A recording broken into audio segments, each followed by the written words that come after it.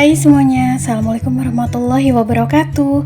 Apa kabar teman-teman di sore hari ini? Nah teman-teman, kegiatan aku di sore hari yang ditemani hujan. Jadi ini sekalian aku mau ngerjain setrikaan aku. Tapi berhubung aku baru pulih gitu ya dari sakit, jadi aku tuh ngerjainnya separuh dulu. Jadi yang separuh nanti menyusul gitu. Oh ya teman-teman, sembari aku kegiatannya Trika, aku mau sharing-sharing nih mengenai hidup minimalis. Dan aku mau berbagi tips 7 kebiasaan ini mampu membawa perubahan besar dalam hidup kita. Jadi ada beberapa kebiasaan yang sudah aku terapkan. Sebenarnya kebiasaan itu kebiasaan sederhana ya, yang mungkin bisa dibilang kebiasaan klasik. Namun jika kita lakukan dan kita rutin melakukan kebiasaan tersebut, dampaknya itu besar banget bagi kehidupan kita, terutama bagi kita para ibu rumah tangga yang kadang-kadang tuh banyak banget kerjaan, terus menginginkan waktu yang tenang, keadaan hati yang lebih rileks gitu ya. Oke, langsung aja ke pokok pembahasannya. Dari pertama adalah kebiasaan bangun lebih pagi sebelum subuh. Orang-orang yang tidak melewatkan waktu subuhnya adalah orang-orang yang beruntung ya, karena mereka bisa menemui atau bisa menyaksikan keindahan pagi hari, yang mana banyak sekali manfaat yang bisa kita rasakan, terutama kesejukan, kedamaian, terus juga mengawali pagi lebih pagi dari waktu subuh juga sangat ada manfaatnya, terutama kita bisa merenung dan juga menyusun rencana pada hari ini supaya kegiatan atau aktivitas yang kita lakukan di hari ini tuh bisa tertata ya, lebih rapi. Tentunya kebiasaan bangun pagi ini juga bermanfaat untuk kesehatan karena kita bisa menemui udara yang lebih segar di pagi hari, terutama sebelum jam subuh. Nah, kenapa sih dibilang orang yang bangun lebih awal itu termasuk orang-orang beruntung? Karena orang tersebut menemui satu harinya itu lebih panjang. Siapa di sini yang kadang ngerasa bahwa ketika kita bangun siang tuh kayak satu hari tuh berasa cepet banget, dan kayak waktu tuh cepet banget berlalu ya, kayak tanpa ada artinya gitu, kelewat aja gitu. Nah, kalau pengen menemui waktu yang lebih bermakna, waktu yang lebih damai dan tenang, kita bisa membiasakan untuk bangun lebih awal, khususnya bangun sebelum subuh. Terutama ini bisa bermanfaat untuk mental health dan juga kesehatan fisik juga ya, karena banyak sekali manfaat yang bisa kita dapat dari bangun sebelum subuh gitu. Terus juga insya Allah juga rezekinya jauh lebih barokah ya, karena kita mengawali pagi hari dengan sesuatu yang baik. Kemudian kebiasaan yang kedua adalah kebiasaan minum air putih hangat setelah bangun tidur. Nah, ini biasanya juga aku lakukan karena bermanfaat banget khususnya buat pencernaan ya. Jadi mungkin kemarin-kemarin gitu ya, aku tuh agak kurang sehat gaya hidupnya, kayak kebanyakan minum kopi, terus juga jarang minum air putih, sehingga tuh kadang pencernaan agak terganggu. Terus juga karena aku punya asam lambung juga.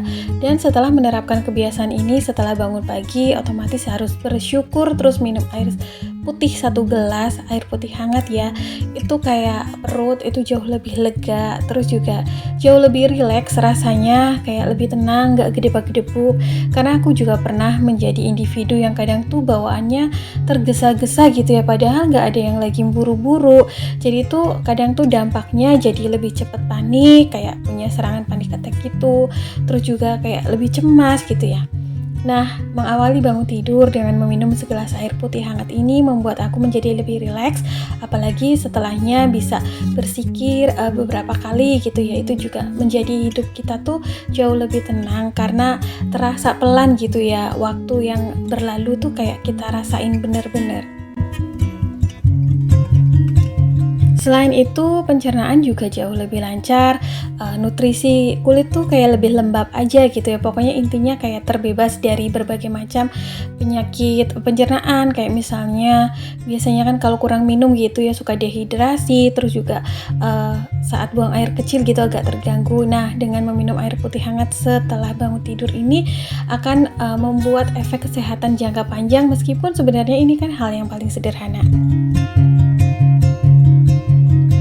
Kemudian kebiasaan baik yang ketiga ini masih erat kaitannya dengan saat kita bangun tidur, yaitu merapihkan langsung tempat tidur setelah kita bangun dari tidur kita.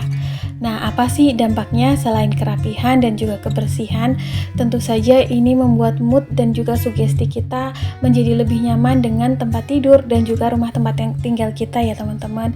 Kita pernah nggak sih ngerasa bahwa kalau bangun tidur, tempat tidur berantakan, terus kita masuk kamar tuh rasanya bad mood, rasanya tuh kayak sesak sekali pandangan dan pemikiran kita. Terus ketika kita kayak melihat tempat tidur teman kita atau siapalah orang lain tuh selalu tertata rapi, wangi, bersih gitu ya. Rasanya tuh kayak nyaman banget.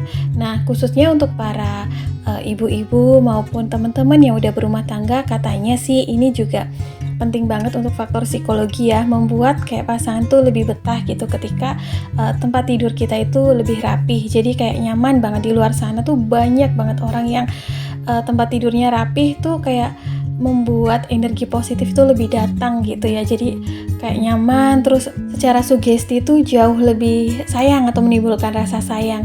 Contohnya nih ya, setelah bangun tidur, rapi-rapi tempat tidur, apalagi kalau misalnya nih Pak Su atau suami kita baru pulang kerja, terus tatanan tempat tidurnya tuh udah rapi, wangi tuh insya Allah tuh kayak merilekskan pikiran yang sedang penat dan juga capek ya, khususnya kan kayak Pak suami gitu kan biasanya capek abis kerja seharian di luar. Tuh otomatis akan melembutkan hati suami loh, dan aku udah buktiin sendiri. Dan beberapa kebiasaan baik ini tuh kebiasaan-kebiasaan kecil ya, yang mungkin dianggap sepele tapi bisa kita terapkan namun dampaknya besar. Kemudian kebiasaan yang keempat yaitu kita bisa dengan membaca ulang bullet jurnal kita maupun tujuan hidup yang sudah kita buat dan kita tulis pada buku catatan kita. Apa sih tujuannya? Nah, ini tuh tujuannya supaya kita lebih fokus dan mengingat gitu ya. Jadi akan timbul semangat yang lebih bahwa tujuan hidup kita ini apa. Beberapa komen yang ada di video sebelum ini, ada yang komen begini dari Bunda siapa, aku lupa ya namanya, katanya tuh gimana caranya bisa menahan diri dari godaan-godaan belanja atau membuang uang secara impulsif. Nah, dengan salah satu caranya adalah dengan mengingat tujuan hidup kita. Misalnya nih, ada yang tujuan hidupnya pengen mewujudkan wishlist, pengen beli sesuatu barang yang diimpikan, atau mungkin pengen memiliki rumah hunian yang nyaman, ataupun pengen membeli kendaraan impian. Nah, kita harus membaca ulang ya tujuan hidup kita ataupun rencana jangka panjang kita, jangka pendek kita. Jadi tuh kita lebih terarah gitu ya, menjadi aturan yang otomatis akan tertanam pada pikiran kita. Jadi ketika kita akan melakukan hal-hal yang impulsif itu akan terkendali gitu secara otomatis. Kemudian kebiasaan baik yang kelima yang mampu membawa perubahan besar dalam hidup kita adalah kebiasaan belajar skill baru atau ilmu baru, pengalaman baru. Nah, ini tuh kadang-kadang yang suka males gitu ya untuk dipelajari, begitu pula dengan aku. Dulu saat aku masih berjualan kue gitu ya teman-teman, rasa-rasanya tuh udah kayak berada di titik nyaman, zona nyaman. Jadi tuh kayak udah punya langganan sendiri, terus males buat upgrade skill gitu ya. Kayak misal ada perkembangan kue baru ataupun ya tren-tren kue atau jualan baru gitu, rasanya tuh males banget sih belajar, males banget sih upgrade skill dan juga upgrade peralatan gitu. Karena segini aja tuh udah enak lumayan, apalagi tuh kayak misal pas pembelian sepi tuh kadang suka nyesel nggak upgrade skill. Nah, kita bisa upgrade skill ini supaya penghasilan kita otomatis bertambah, terus juga ilmu yang kita dapat juga otomatis bertambah ya. Karena dengan upgrade skill kita itu bisa mengikuti perkembangan zaman, sehingga kita tuh tidak tertinggal pada teknologi-teknologi dan juga manfaat perkembangan secara modern gitu ya teman-teman. Dan saat terjadi COVID, contohnya dulu aku nggak bisa main sosmed sama sekali, jadi aku kayak fokus aja jualan gitu ya teman-teman. Pas terjadi COVID itu otomatis pembelian setelah COVID ya, pasca COVID gitu kayak resesi gitu kan, penurunan pembelian atau penurunan daya beli masyarakat itu terjadi karena mungkin sebagian orang udah habis-habisan gitu ya budgetnya untuk berobat, untuk menjaga kesehatan saat COVID, terus belum lagi yang kena PHK. Nah, dari situ aku tuh bingung untuk mencari penghasilan sampingan aku, sehingga mau nggak mau tuh aku harus upgrade skill. Nah, pada saat itu ada satu motivasi gitu ya yang membuat aku untuk belajar mengembangkan sosial media yang aku punya. Aku pengen banget berpenghasilan dari sosial media aku. Jadi itu aku belajar dari situ teman-teman. Nah, Meskipun prosesnya tidak sebentar, tapi manfaatnya bisa aku rasain sekarang. Jadi ketika ada deflasi atau penurunan daya beli masyarakat pada tahun 2024 lalu, yang mengakibatkan rata-rata pedagang itu daya belinya menurun, ditambah lagi sekarang marketplace e-commerce di mana-mana memudahkan banget proses transaksi pembeliannya. Jadi tuh kayak seakan-akan persaingan besar di situ ya. Untuk para UKM kecil maupun pedagang kecil seperti aku otomatis terdampak. Apalagi juga banyak yang kena PHK. Nah, dari upgrade skill tersebut, belajar skill baru, alhamdulillah masih ada penghasilan yang masuk untuk tambah-tambah keuangan rumah tangga. Kemudian kebiasaan baik yang berikutnya adalah kebiasaan mengurangi waktu bermain sosial media. Nah, ini juga sangat penting ya, bahwa mengurangi bermain sosial media adalah upaya penyelamatan terbesar pada jiwa, mental, dan juga psikologi kita. Karena kadang-kadang apa yang ditayangkan media itu tidak semuanya sesuai dengan kehidupan kita. Apalagi kita tidak bisa memfilter tayangan tersebut. Contohnya, apa yang kita tonton ini mungkin artis atau selebgram ataupun selebritis yang memang gaya hidupnya hedon ya teman-teman. Kadang-kadang tuh secara nggak langsung jadi tersugesti gitu di pikiran kita, kayak oh aku harus seperti itu. Kayak misal artis-artis yang suka unboxing, flexing gitu ya. Jadi tuh kayak otomatis menerapkan gaya hidup tuh harus seperti itu. Nah, itu akan mengganggu banget kesehatan mental kita, yang berakibat jadi kita nggak bisa bersyukur, jauh dari rasa syukur dan membandingkan kehidupan kita dengan orang lain. Atau yang paling penting adalah dengan mengurangi sosmed berarti kita menjaga kesehatan mata kita. Karena yang namanya mata itu harus istirahat ya. Dan bahaya dari penyakit mata yang pertama adalah dengan bermain sosmed atau bermain gadget itu terlalu lama. Jadi mulai sekarang kita harus punya batasan dalam bermain sosmed ya teman-teman, supaya mengistirahatkan psikologi dan juga mata kita.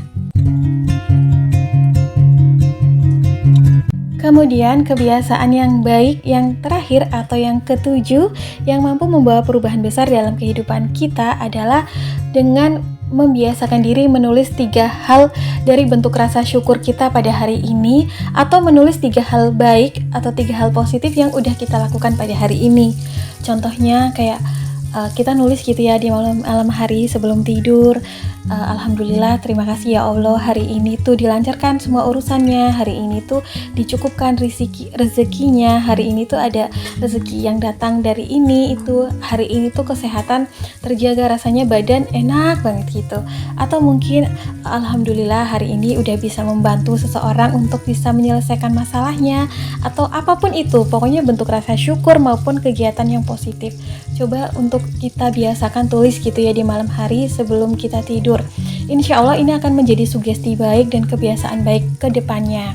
Dampaknya apa? Menjadikan diri kita menjadi individu yang lebih bersyukur gitu ya, bahwa kehidupan yang kita miliki ini tuh indah dan nikmat dengan takaran hidup masing-masing, bahwa kita bisa bahagia dengan hal-hal yang sederhana yang bisa kita perbuat, dan kita akan kembali pada tujuan utama kita hidup di dunia ini, yaitu sebaik-baiknya manusia adalah manusia yang bermanfaat, manusia yang mampu bersyukur dari hal-hal sederhana. Nah, jadi itu ya teman-teman, 7 kebiasaan sederhana yang mungkin dianggap sepele, namun dapat membawa perubahan besar dalam hidup kita jika kita bisa rutin terapkan dalam kehidupan sehari-hari. Nah, apakah teman-teman ada tambahan lebih atau mungkin malah udah menerapkan kebiasaan ini nih sedari lama? Tentu saja harapan kita sebagai manusia, sebagai makhluk individu dan sosial yang hidup di dunia ini adalah bisa bahagia dengan kondisi keadaan kita yang sekarang ini, bisa menikmati kebahagiaan dan rasa syukur dari hal-hal sederhana, terbebas dari overthinking, terbebas dari upaya perbandingan diri terhadap orang lain, karena berbahagia dengan kehidupan yang kita miliki adalah sebaik-baiknya hidup. Nah, awal tahun ini adalah awal yang baik ya untuk memulai perubahan besar tersebut, baik dari kehidupan kita sendiri, baik dari segi fisik maupun psikologi, kayak misalnya nih dari olah fisik gitu ya, rajin olahraga, makan makanan bergizi, real food, jauhi junk food gitu, maupun dari segi keuangan kita banyak sekali tema-tema yang udah aku share juga ya pada keuangan. Mudah-mudahan kita bisa semangat bareng-bareng. Kalau teman-teman mau menambahkan, boleh banget komen share di kolom komentar ya. Nah teman-teman, kayaknya sampai di sini dulu ya video aku hari ini. Semoga apa yang aku bagikan kali ini bisa bermanfaat dan juga bisa memberikan semangat. Aku mohon maaf ya bila ada kesalahan kata maupun perbuatan. Terima kasih atas segala doa baik dan interaksinya selama ini. See you next video. Assalamualaikum. Bye.